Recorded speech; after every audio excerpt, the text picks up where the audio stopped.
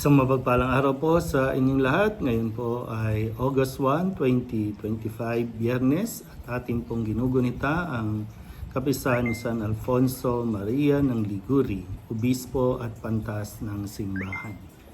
Ang ating pong unang pagbasa at pagninilay sa araw na ito ay hinango mula sa aklat ng Levitico, chapter 23, verses 1, verses 4 to 11, verses 15 to 16, verses 27, verses 34 to 37. Sinabi ng Panginoon kay Moises, "Ipahayag mo sa mga Israelita ang mga pistang itinakda ko. Ipagdiriwang nila ang mga banal na pagtitipong ito at magkakaroon sila ng banal na pagpupulong. Ito ang mga pistang itinakda ko.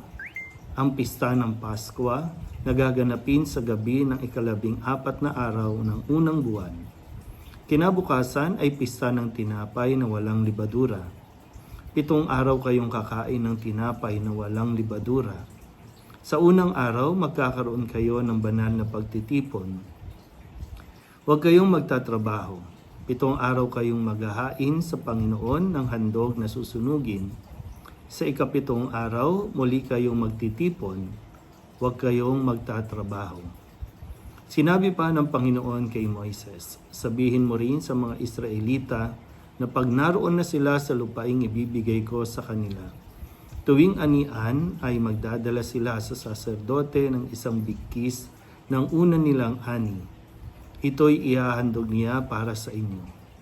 Kinabukasan ng araw ng pamamahinga, mula sa kinabukasan ng araw ng pamamahinga, araw ng pagdadala ninyo ng bigkis na ani, magpaparaan kayo ng 7 linggo. Ang ika-50 araw ay tatama sa kinabukasan ng araw ng pamamahinga.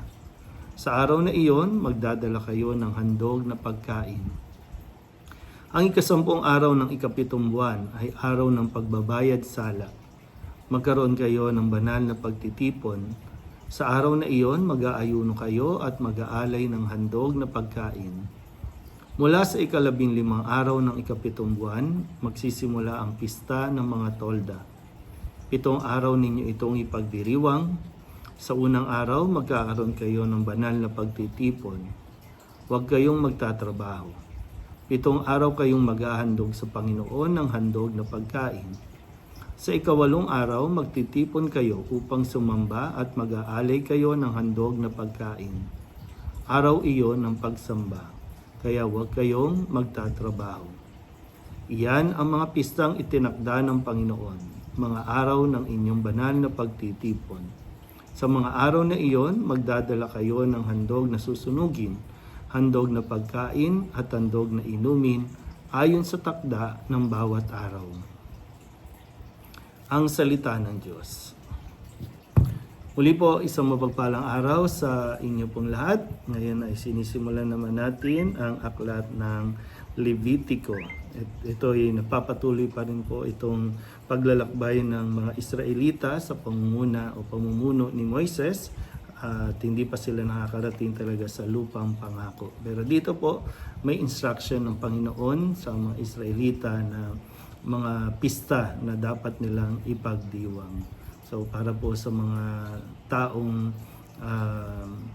nagko-comment o kaya naman ay nakikriticize po sa ating mga Katoliko, bakit tayong ang simbahang Katoliko ang dami-dami nating pista, ang dami-dami nating mga pagdiriwang at sinasabi nila na wala daw sa Biblia kaya hindi nila ginagawa, pero yun nga lang po, dahil pinipili lamang nila kung ano yung mga aklat na gusto nilang basahin, kaya hindi nila talaga matanggap-tanggap ang ating mga pagdiriwang. So dito sa aklat ng Levitico, nandiyan dyan ang mga pista na dapat ipagdiwang nung panahon pa yon ni Moises.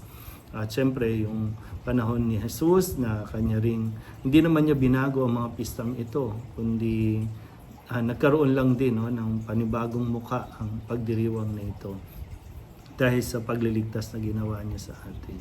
Pero muli, maganda rin na mapaalalahanan tayo na ang mga pagdiriwang natin, ng mga kapistahan sa simbahan ay mga banal na gawain o banal na pagdiriwang Yun nga lang po, no? Dahil sa kapabayaan natin, nakakalimutan natin yung aspeto ng kabanalan. Nauuwi na lamang tayo dun sa pagdiriwang. Kaya tayo nagpipista ay dahil napapasalamat tayo sa mga biyaya ng Panginoon, maging sa tulong, no, ng mga santo. Hindi naman talaga yung para sa mga santo, pero dahil sa kanila, no, kung kaya naidudulog, na ipagkaloob ng Panginoon ang ating mga kahilingan. Kaya tayo nagkakaroon ng mga pistang bayan o mga pagdiriwang ng Pasko, ng araw ng mga santo, at maging yung mga mismong araw ng simbahan. Ipinagdiriwang natin yan dahil mahalaga na mapaalalahanan tayo, no, na marami tayong nalampasan dahil sa tulong ng Diyos. Pero yun nga po, no, paalala sa atin na huwag nating kalimutan na ang mga pagdiriwang ay mga banal na gawain. Huwag lang itong maiwan sa pagiging, dahil nagiging commercialized ang mga pista o mga festivals, nagiging kadalasan nagkakaroon ng mga concert, nagkakaroon ng mga pageant, hanggang sa nalilihis tayo sa aspeto ng kabanalan ng ating pagdiriwang. So muli, no, ang pesta ay nagpapaalala sa atin ng mga ginawa ng Diyos sa buhay natin, at tayo ay nararapat lamang na magdiwang at magpasalamat sa mga biyaya na ating pong natatanggap. Muli po, isang mapagpalang araw sa inyo po lahat.